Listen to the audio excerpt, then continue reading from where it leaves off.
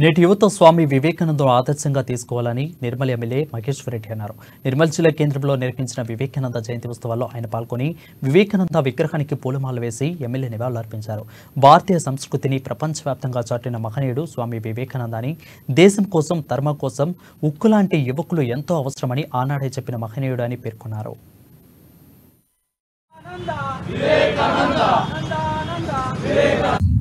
అతి చిన్న వయసులోనే యావత్ ప్రపంచంలో ఒక మేధావిగా గుర్తింపు పొంది దేశం కోసం, ధర్మం కోసం వారు చేసినటువంటి, వారు రచించినటువంటి వారి బోధనలు కానీ ఇప్పటికీ కూడా చిరస్మరణీయం.